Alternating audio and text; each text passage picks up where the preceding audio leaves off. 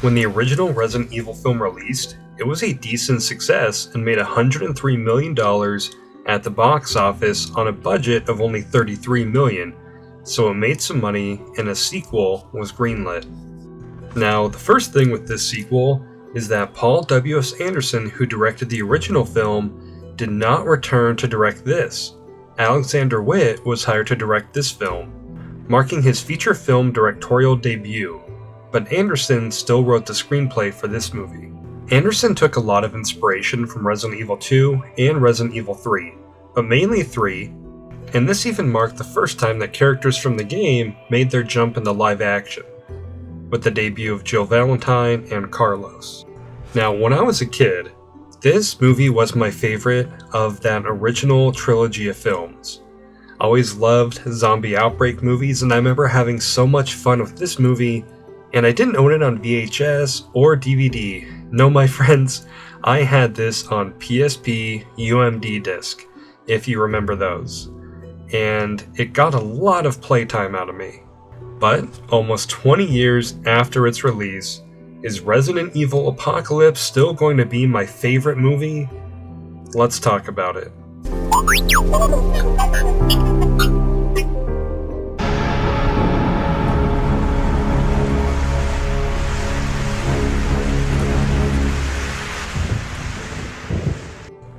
When Resident Evil Apocalypse released in theaters on September 10th, 2004, it grossed over $23 million on its opening weekend, which were really solid numbers back in 2004, and Apocalypse went on to earn just shy of $130 million against a budget of $45 million, surpassing the box office of the first movie.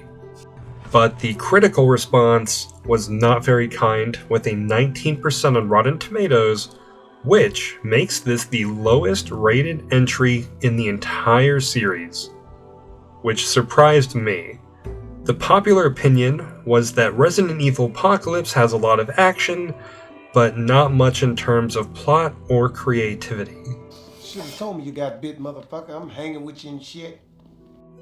So I gotta say, I was pretty disappointed when I finished rewatching this movie. I remember really liking it, and if I had ranked all the movies before rewatching them, I probably would have put this movie closer to the top. But you can definitely tell that the direction for this movie was not nearly as strong as the first movie, where that movie seemed to really make an effort. This one just seemed more concerned with getting to the next action scene as fast as possible. So the movie mainly follows 3 different characters. We got Alice from the first movie, and this one really started the whole Alice is pretty much a superhero thing that continues for the next few movies. And she's just in action hero mode the whole time and not much else.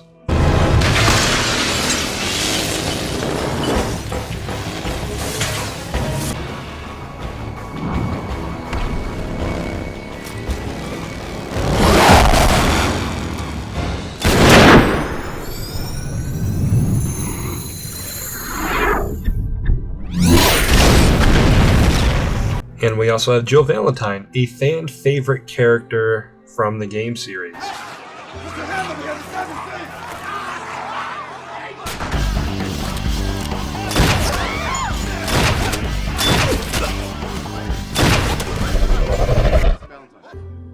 And unless I missed something in the first movie, she is the very first appearance of a game character making the jump to live action. And she's fine. You know, the actress, she does a fine job and she looks the part. But I felt like movie Jill was also just in like badass action hero mode the whole movie, and they didn't really do anything with her character, and that kind of goes for every character in the movie. Then we have Carlos, and I remember his entrance being really cool when I was a kid, but watching it now, it does look kinda silly.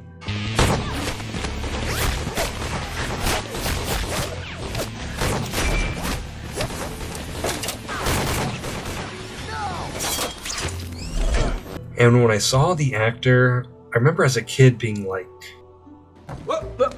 that's the dude from the Mummy movies. But, you know, he is really cool, and I liked this line. We're expendable assets. and we've just been expended. They need to add him to the Expendables lineup. And we also got the Umbrella guys and Dr. Ashford, who is the main reason for everyone to get together in the movie when they go search for his daughter in the city. But it's cool to see Moriarty in a Resident Evil movie, and I liked him in the movie, and I like everybody in the movies. I don't think anyone necessarily did a bad job. It's just that the material that they got and the direction was not great, and the action scenes have no real room to breathe. Just so many of those quick little cuts, and it's just really over the top. And the first movie, as far as I can remember from watching it not very long ago, it only had that one silly moment where Alice did the spin kick on the dog. But this movie just has a lot of silly moments, and they even take this moment from Code Veronica and give it to Alice here.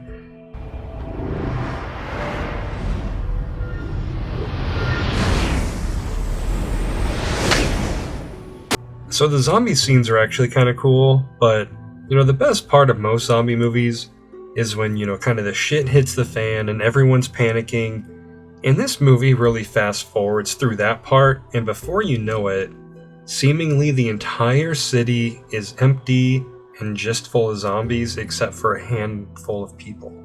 And Nemesis is in the movie, and I remember thinking he was really cool, but it just looked like some guy's really cool cosplay, and I had a hard time kind of taking him seriously when he showed up. Like, the scene with all the stars guys is kind of cool, but I don't know, he just seems too short for Nemesis. Like, maybe Mr. X would have been a better route, but I know this movie is mainly inspired by Resident Evil 3, so I get why they went with Nemesis, especially at the time Nemesis was the much kind of bigger villain in the series. And it does have its moments of comedy, with Mike Epps kind of getting a lot of the better jokes in, like when he gets distracted by some stripper zombies and crashes his car. Like, I feel a little juvenile saying it, but it was pretty funny. GTA, motherfucker! Oh, yeah! 10 points! But I can't think of any scenes in here that stick out in my mind like there's a few in the original movie. And I don't really like the superpowers that Alice gets, but when we get to the third movie, we'll see how I feel about it then, because I remember them being much more prevalent in the future movies. But credit where it's due, this movie shows more of the outbreak in Raccoon City and is actually a real city, unlike some other Resident Evil movies that claim to be in Raccoon City. And what the fuck are you doing here, Leon? You sent everyone into the briefing room, so here I am. I didn't mean you moron. I wish I had more to say about this movie, and I wish I was more positive. I want to like things, and I don't want to go into movies wanting to dislike it. But this movie was just genuinely disappointing to me, because I thought I was really going to like it, because I remember really liking it when I was a kid. And it can still definitely be a fun time, and it very much fits that bill as a guilty pleasure film. But what did you guys think of Resident Evil Apocalypse?